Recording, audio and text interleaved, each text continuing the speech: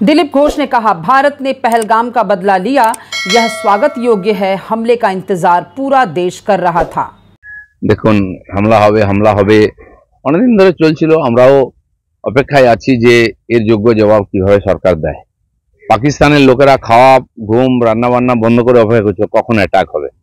তো যথারীতি যেটা হওয়ার ছিল পুরো প্রস্তুতি নিয়ে আগে হাতে মারার ব্যবস্থা করা হয়েছে, এবারে হাতে মারার ব্যবস্থা হচ্ছে।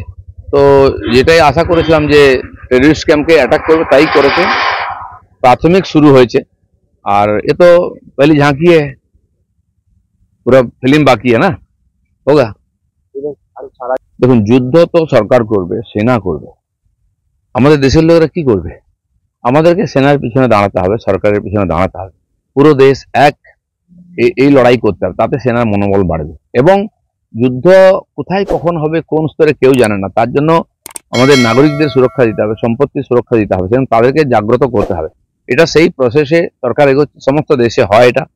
ইসরায়েলে বছরের পর বছর যুদ্ধ চলেছে, ওখানে আমরা শুনতাম যে মহিলারা কাঁধে বন্দুক নিয়ে রান্না করতো, বাড়ির মধ্যে ট্রেঞ্চ খোঁজা ছিল, বাচ্চা কোলে থাকতো, যেই সাইরেন বাজতো বাচ্চা নিয়ে ওই এর মধ্যে সুড়ঙ্গের মধ্যে ঢুকিয়ে যেত।